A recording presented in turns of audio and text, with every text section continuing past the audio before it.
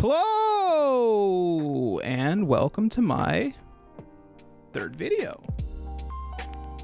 I'm sure by now you've heard about the GME or GameStop stock situation, and unfortunately I am way too stupid to explain that to you. I grasp the basic concept, but why would I spend my time trying to relay that to you when I'm probably going to give you some kind of misinformation and make you look dumb to your friends? However, with all of this being in the news, I've been reflecting on my experiences with GameStop growing up and decided to go on a little bit of a nostalgia trip, just like in the Habbo video, and recount my experiences going to the store as a kid. For you Americans, GameStop is called EB Games in Canada, and it has been ever since I was a kid. But don't worry, this isn't a bait and switch. EB Games is owned by GameStop and has been since 2005. It's the exact same store, basically the same logo, the same vibe. So when I refer to it as EB Games during the rest of this video, don't get confused. Join me.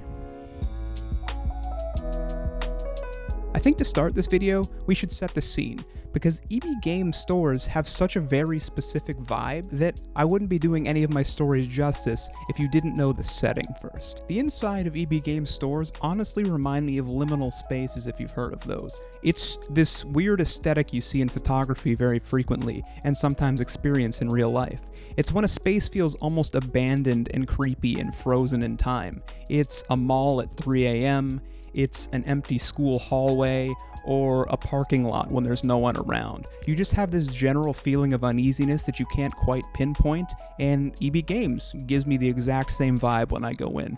There's never anyone around except one creepy guy sitting at the counter watching you go about your business. The displays they would have in the store were always so weird. It might be a cardboard cutout of Mario, or Kratos, or Crash Bandicoot, depending on what year it was. And there were rows and rows of new games, empty game cases I might add, which almost adds to that creepy aesthetic. And there's also rows upon rows of discount game bins, old Xbox games, old PS2 games, and they're always good prices. Honestly, I spent most of my time just scrounging through those like I'm some kind of record collector. That takes care of the visual setting and the general vibe you'd have. But what were the employees like? Well, I'm glad you asked, because there's a very specific archetype of person that used to work in EB Games.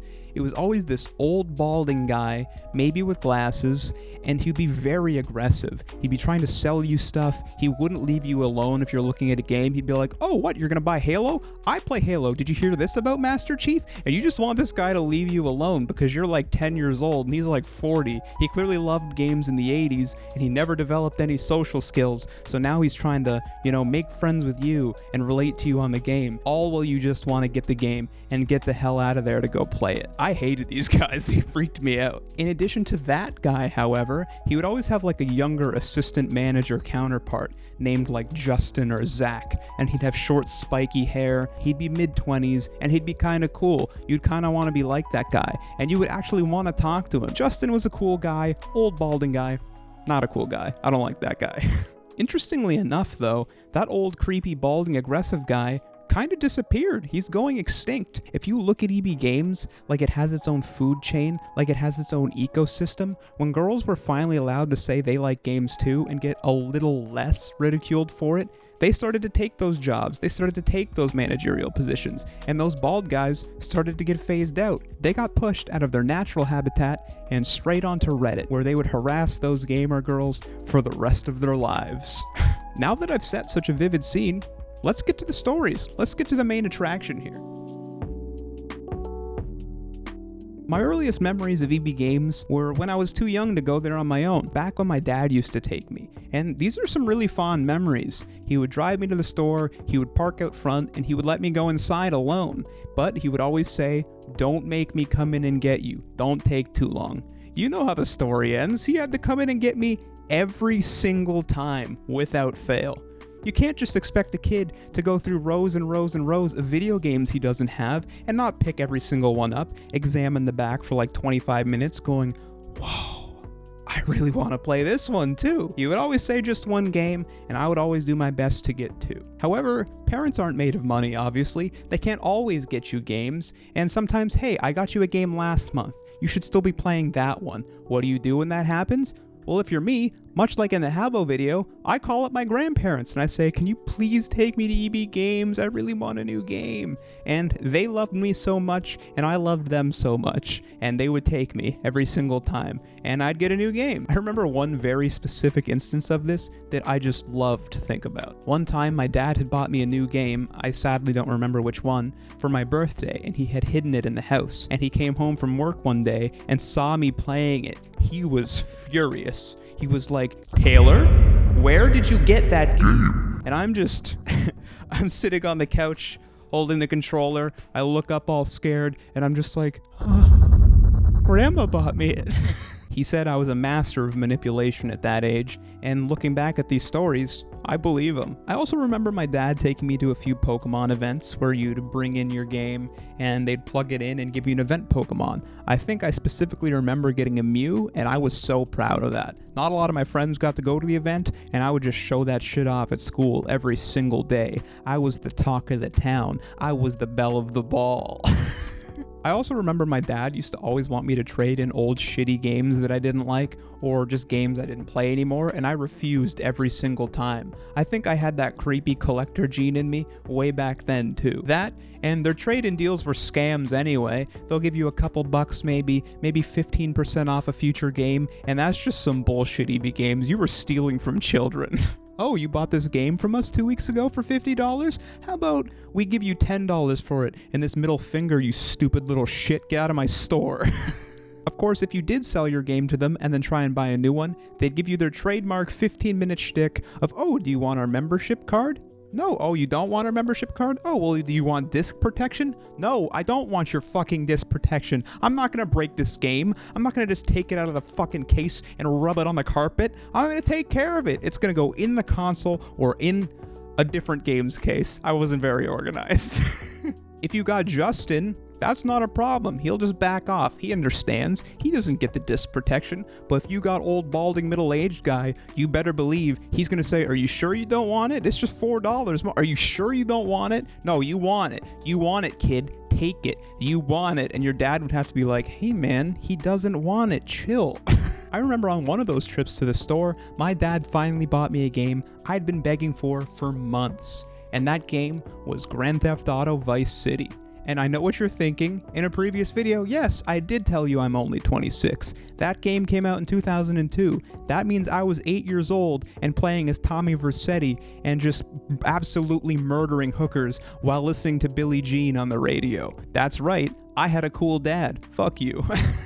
The only condition my dad gave me for buying this game was I wasn't allowed to play it when his girlfriend was around. And I'm sorry if I'm outing you on this. I'm sorry if she sees it now, Dad, but it's 18 years later. Maybe she'll cut you some slack. I remember one time my mom drove me to EB Games to meet up with a girl I had been dating. When we got there, I thought my mom had already left, but she was still turning out of the parking lot.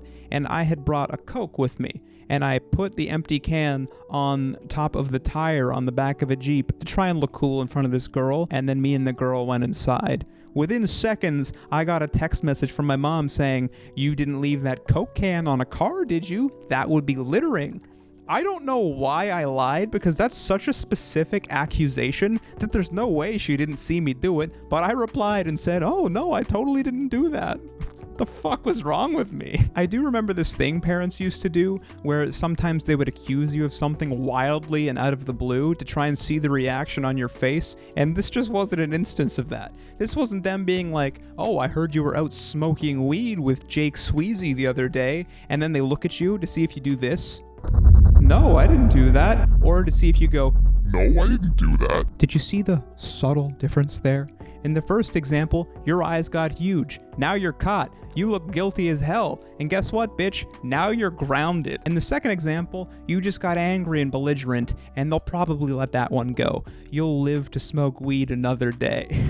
Master parent manipulation. When I got a little older and I was allowed to take the city bus by myself, sometimes we'd hop on that for a solid 45 minutes because I lived so deep in the suburbs, and we'd go to EB Games by ourselves. I'd go with my friend Jason, or my friend Zach, or my friend Jake, and we'd just have a grand old time. Speaking of my friend Jake, I was always really jealous of him because he went to the high school in the city that was just a short walk away from a plaza that had EB Games in it and the Wendy's. They would go in and they'd play Gears of War on the demo system, or sometimes they'd play Halo on the demo system, and I can't think of a better way to spend your lunch. My high school wasn't near anything cool. You could walk to a Tim Hortons because it's Canada, and of course there's going to be a walking distance Tim Hortons, but besides that there was like a Sobeys, or a dollar store, or if you wanted to go crazy and walk 30 minutes, you could go to a Subway that was attached to a gas station. And what are you going to do there? Buy a foot-long sub and then have to eat it while you're walking somehow? Because if you don't eat it while you're walking, you're not going to make it back to class in time?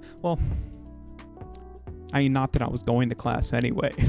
Thankfully, my jealousy didn't have to last forever, though. I eventually made friends with some older kids, and they would drive me to the mall, where I would go hang out in the EB Games while they hung out in the food court, because they were too cool for school, and they didn't play video games, but I sure as hell did, and I was gonna get my time in. I have a bunch of other scattered cool memories from throughout the years. I remember going to the midnight release for Skyrim with a couple of friends, and it was inside a mall after hours, so that really added to the liminal space vibe. All the lights were off, all the stores were closed up, there was just a line of pimply teenagers and the red glow of the EB Games sign. It was a sight to behold. Of course, if you're near my age and you spent any time on the internet, you remember the Battletoads prank calls.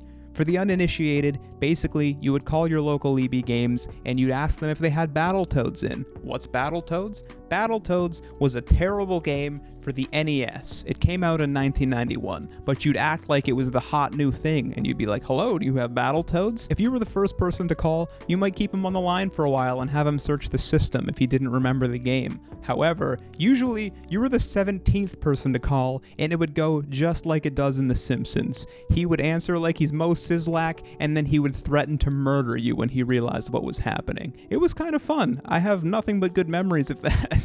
I think I even did one as recently as college 5 years ago, so clearly I have some mental problems, and I'm also living in the past, as you can tell because I'm making this video. We joked before about the vibe of the store changing when new stereotypes of employees would come in and invade the ecosystem, but the natural habitat itself is changing nowadays too. I remember my friends all pitched in and gave me some money so I could buy the new Spider-Man game for my birthday a couple years ago, and I went in and the store was nothing like I remembered it to be.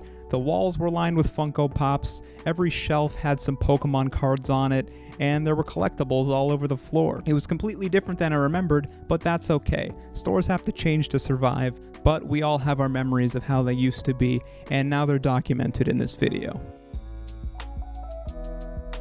Spending the entire weekend thinking about my history with EB Games has honestly been really cool. I talked to both of my parents and got old stories from them, I talked to some friends and got their input as well, and honestly, it left me with a much more rounded memory of the experience, and now I get to digitally document it and have it on the internet forever. We can talk about games, we can talk about movies, we can talk about music, and according to this video, we can even talk about physical places. So, with all that being said, that's it. That's the end of the third video. I hope you enjoyed yourself. If you're new to the channel, why not subscribe? I'll post another video for you next week. And if you can't wait that long, why not watch that video in the meantime? Bye-bye.